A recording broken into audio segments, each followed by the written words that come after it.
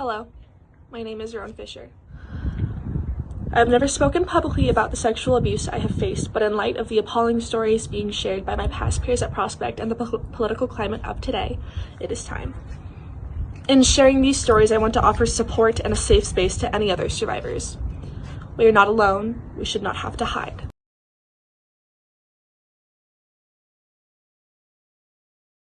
I wish there was nothing for me to say. I wish that there wasn't a reason that we had to do this protest today. 97% too many non-binary people and women are sexually assaulted or harassed in their lifetime. As a non-binary lesbian, I have experienced sexual assault and harassment in my life. I am a part of the 97%. I'm going to start with middle school. When I came out as queer at the end of 6th grade, nothing could have prepared me for the barrage of sexual comments I would receive at the start of 7th grade. They ranged from, are you ever actually going to lose your virginity if you're gay, to if you're ever having sex with a girl, let me know so I can come over, record, and watch. I was 12. Lesbianism is seen as a fetish for men. Remarks like, I can turn you straight, or other disgusting sentences I've heard from the men's mouths have scarred me for life. In 8th grade, I went on my first date with, at the time, a girl. We decided to go on a date after a few days of dating in school. They were a year younger than me. The date included me, them, and my other friend, A. At first, we went to my house and we cuddled for a little bit on the floor where they hugged me from behind, which I was comfortable with. Later on, we went to the garage and my friend A had left to go to the bathroom. So when we were alone, they started hugging me from behind and their hands slowly got closer to my chest.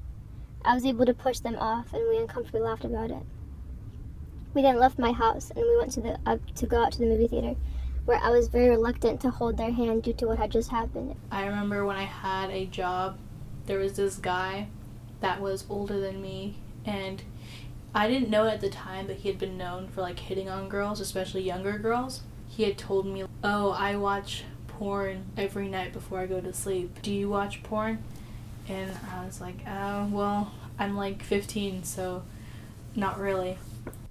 I'm a part of the 97%. I have been since I was 7. He was my grandfather. I was taking a bath and he started to wash me. I was told that is normal, that when two people love each other, that is what they do. After the bath, he dried me off and rubbed baby oil all over my body. He started to rub my private areas. I stood there not knowing what to do. The next day, he gave me $50 and told me not to tell anyone about last night. I didn't understand what was going on, so I said okay. That night, he came into my room and got into bed with me. He pulled down my underwear and pulled up my nightgown. He started to have oral sex with me. I laid there very uncomfortable. The next day he took me to the mall and bought me anything I wanted. This went on until I was 11. I guess the first time would be when I was 6 years old, for someone so young who is innocent and sees the world more pure than anything. It was more I saw it as someone just showing their affection for me. Fast forward 4 years. I was a junior in high school, living in a new state, going to a new school. I met a man 13 years my senior, and he groomed me. I lost my virginity when I was raped. I had a pregnancy scare. I was 16. And to this day, he still texts me asking to see me because I never stood up to him. I never stopped blaming myself for what happened. He said to me, I'm glad I took your virginity because it feels like I will always own a part of you. Those words haunt me. Throughout my day, in my nightmares, I can't forget. July 4th, 2013. I was raped by my grandfather. I will never forget the smell of Corona on his breath. I told him to stop because it hurt. He put his hand over my mouth and thrust it harder. The more I cried or made a sound, the more harder he went. There was blood everywhere. I remember the sound of fireworks and laughing in the background. He took a part of me that day I will never get back. He took my childhood away and I've never been the same since. When he finished, he got up and pulled a shotgun out from underneath his bed and said, if you ever tell anyone, I will shoot your mom and brother and make you watch. Then I'll kill you. He gave me $40, then left to take a shower. We got to the movie theater where they made me sit on the very top left of the theater. They cornered me into a wall at the very back of the theater so no one else sat behind us, and so that my friend was not sitting next to me. After getting popcorn, the lights went out and the movie started. They then went in for a kiss, which I was very uncomfortable with. I froze on the spot and I used all my willpower to cover my mouth with my hands so they couldn't kiss me. They then proceeded to kiss my cheek and my hand as I continued to scoot away from them into the very corner of the theater. For a second, they seemed to have given up, but then they started to kiss my neck. This felt like it was happening for an eternity. I wanted to scream into the theater, but my body wouldn't let me move, and all I could do was freeze and cover my mouth. I could feel them sucking and licking the left side of my neck as I tried my best not to cry. They finally stopped after a few minutes, and when I had the energy to move again, I typed my phone that I wanted to break up with them. They read it and ran to the bathroom, where they proceeded to have a mental breakdown, and my friend A went to go comfort them. I was told by my friend to comfort my date, who was crying in the bathroom stall. My friend shut me in the bathroom stall with them, and they hugged me from behind and told me they were sorry and wanted me to stay with them, but I pushed them off and declined. I was 14 when I was raped. It was the least expected thing to ever happen to me. And when my parents got an email from the admin last week asking to check in with me, they went through my phone and screamed until I could not take it any longer and had to run away. I live at a friend's now. Every time I saw him, he'd rape me, then give me money afterward. Anytime I asked to do something or asked to go somewhere, he'd say, "Well, what do I get in return? Nothing is free." I asked my mom every time if I need to go, if I could just stay home. Every time she'd say no. She needed a break from my brother and I. She was on meth and never realized something was wrong. I was scared from 7 to 15 of someone that was supposed to be family, someone that was supposed to protect me. I remember my aunt asking me if he was doing anything inappropriate to me. I said no, I was scared to say anything. This went on until I was 15. I told a family member, and after that I never saw him again. I tried to kill myself that year. The one when I was 10 I remember more vividly because it also happened in the same house. It was with someone I knew more than the first person. At first I thought it was like my fault because of what I was wearing, because I wore like a skirt that didn't require like shorts like most skirts that you get when you're a kid. I remember he was drunk and he was sleeping it off, and like I was the one that like disturbed his sleep. When it happened, it's not like I was alone in the house, like I had my grandparents, and like it wasn't very long, which is good, but I remember I still wasn't happy about it. I laid down on the bed right after and just like stared up at the ceiling for a while.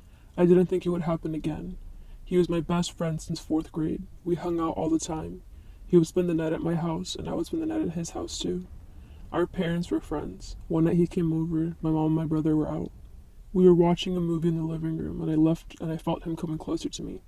I really didn't think much of it. He started to rub my thigh, and I asked him, "What are you doing?" and to stop. He didn't listen. He forced his hand in my pants, and I tried to push it away. He started to finger me. I remember laying there hoping someone would come home. He pulled down his pants and grabbed my hair, forcing me to suck his dick. I started to cry and he chuckled. I bit him and he pushed me and said, "You will pay for that." I was at a party. I won't go into details. I am afraid of the perpetrator and their friends.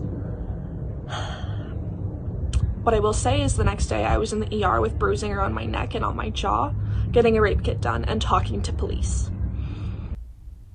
I went to school the next day and he started telling his friends that I was a whore and that I gave him an STD. I went to the office to try and report it, and they said, "We can't just call him in because you said he's saying these things." So I left it alone because I knew they weren't going to do anything. Later that week, I started to get death threats in my locker. Every day there would be a new threat. I started getting very depressed and was cutting myself. I planned on trying to kill myself again. I told a teacher about it, hoping I'd get a better response, and she took it to the deans. They took my locker away for the rest of my schooling there. They didn't even let me talk about the fact that I was sexually assaulted and this was connected. After everything, they walked home by themselves, and I told my friend A what had happened. They told me that it was both of our fault that this happened because I agreed to date them in the first place, and so I shouldn't tell anyone about it. So I didn't. After around 3 to 4 years, I heard another victim had that same experience from the same person. I reported to the police and the school, but nothing came from it. They proceeded to be a part of student government. Later that year, I got back together with an ex. We were off and on for a few years. Little did I know he was also telling people that I was a slut and all this other shit. At the time, I didn't know about that. He came over to my house and we watched TV. We had dinner together. He grabbed my hand and placed it on his pants, and I took it away. I said, "No, stop." He eventually did. Later on, we started to kiss, and he unclipped my bra, and I told him I'm not ready. He told me to stop talking, and I had to get off the bed.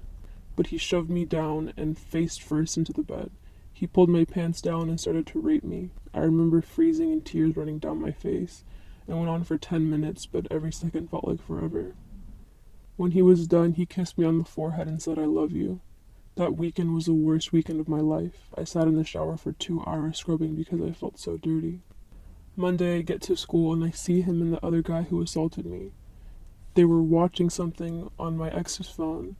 The other guy whistled at me and smacked my ass. A dean saw him and he just walked away as if he didn't see it happen. I stayed together with that ex for almost a year after he raped me. In my head, that was normal. I didn't know anything different. When I told my mom about it, every day they'd be asking me, like, were you lying? Like, it's okay if you were lying, like, you could just tell us now. And I would say no. And then my mom actually took a very, bad reaction to it. Like, she completely ignored me for 2 weeks. Like, she wouldn't look at me, couldn't be in the same room as me. Because of my experience, I want to bring awareness of the stigma of sexual assault and harassment. It is not our fault. It should not happen. You never deserve it. But instead what I heard was, why would you share your story? Is it for attention? Something a lot of people don't know is that when you are assaulted once, the statistical chance of you getting assaulted again is very high. When something like that happens to you, you feel like the world is on fire. You don't know who to go to. People might not believe you. People might not be friends with you anymore because they don't believe you. I've been through it. I've had friends tell me, no, you actually consented. I'm sorry, I didn't know you were in that room with me. Nobody else knows what happens to you when you're in that situation. I had heard about the word rape in movies and TV and newspapers. The word rape is seared into our brains from a very young age. Our loved ones keep us close and steer us away from men on the street. The family I'm staying with gave me pepper spray. Life shouldn't have to be like this for us. And I know not everyone feels like they can report. Reporting is one of the scariest things I've ever been through. When I was raped in October of last year, I went to the ER and I had a rape kit done. And it was almost as traumatizing as what had happened the night before. It's invasive and you have to talk to police and it's horrifying. And I was in the ER for 7 hours just waiting and praying for that to end. And here I am in April of 2021 and it's still affecting me. And I am so deeply sorry to anyone in this crowd that has had to experience that. And I want you to know there are resources. There are people that believe you. There are people that want to help you. Because nobody should have to deal with this alone. We saw a rise of social media posts going on, I think it was about 2 weeks ago that the peak was, and it was just story after story after story, and we saw time and time again what the district or the administration had done for these victims, and it was little to nothing. I know, countless individuals who've been sexually assaulted, and even more that have been sexually harassed. And I myself have been sexually harassed before many times, and I've never come forward and reported it to the administration. Just because I knew that they wouldn't do anything. When this came up about 2 weeks ago, my daughter, she had made a comment about something that had happened in class. It didn't really sit quite right with me and I wasn't exactly sure what she was talking about. Seeing all the posts on social media made me become aware of things that happened to me that I didn't even quite realize that they were sexual harassment until I really started hearing about it and I started seeing names and thinking, oh, I've had an awkward experience with those individuals, and looking back, more than just awkward. I looked at Instagram, I looked at Me Too, I started seeing the stories, and then it was kind of this stomach churning sort of painful experience to go read all that and realize that these are kids that I know. As a victim and a survivor of sexual abuse, I feel confident speaking in front of the people. I feel confident organizing something like this, and I know a lot of people don't. I felt like I needed to organize something so people could be heard and so people could hear other people talk about something that we have all experienced. I used to be friends with a couple of the guys that were on that list, and I want to show That's not me. I want to support my fellow students because this is amazing. This is you don't see this all the time. Right. I think that was the school's effort at first to protect their students, but what they really need to do is protect the victims. Right. Like, ASB or not, clubs or not, you need to hold these people accountable, and that's what I've always believed. Because if you don't, then how are you going to learn? And when you're seeing your assailant, the perpetrator around, and not only just like around your school, but you're seeing him in a position of power, in a position of respect, it is one of the worst feelings. And so I empathize with the students that have accused, because seeing the person that hurt you, just live a life normally where you are scarred and you are traumatized, but they're fine. It is the most painful thing. Part of the reason that this is happening is also victim blaming. Is actually the part that you said of like people not believing other people's stories and stuff like that, which is just as detrimental than like the administration not listening to the stories, you know, because if you can't get support from your peers, then like how can you get it, you know? But also, this is a matter where the students need to be heard. The students need to be heard and believed, and it's what they want to do now. So that's the important part. Like Rowan said off of Mila's speech, you weren't there. The only people who truly know is the victim, because even the abuser denies it sometimes. The abuser in some cases will completely deny it and just say, no, I never did that, it was consensual. But what they need to realize is what they did was wrong. And if this is what it takes for that to happen, then like I said, then that's what's going to happen. Especially with boys, but it can happen obviously with anybody, with any perpetrator, is that they aren't exactly taught what is right and what is wrong, and in a society that kind of uplifts their voices instead of the actual victims. To me, it makes sense that a lot of them don't understand that what they did in the time was wrong. It does not excuse what happened, but I think it's really important to start at the foundational roots. That's why I was saying earlier, it's very important to be teaching this in schools, that you know exactly what is okay and what isn't okay. The first major step is changing the cultures that people aren't afraid to come forward. Because that was my experience. I was like, why would I come forward? That's just a waste of my time and energy if nothing's really going to happen. The second step, after creating the environment where people feel comfortable coming forward, is that they actually have to follow those procedures uniformly and not just like brush it off with the like no contact contract, and then it feels like a big waste of everybody's time involved. But change, I think, starts with the individual. So if, you know, it's very important to call out your friends, especially if you have younger siblings, to teach them exactly what is acceptable and what isn't. It led to me talking to my 13-year-old son and saying, this is going on, this is not okay. If this kind of thing, and we went through some scenarios, and I was able to really have a parental moment. I want him to not perpetuate any of the things that have happened. I want him to be an ally. I don't want him to be a perpetrator. One of the biggest things that we want is for us to be heard and not dismissed.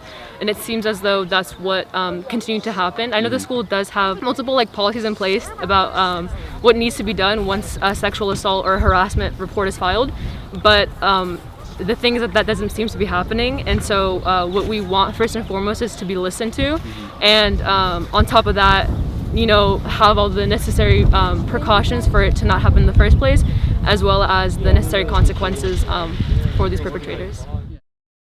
My body,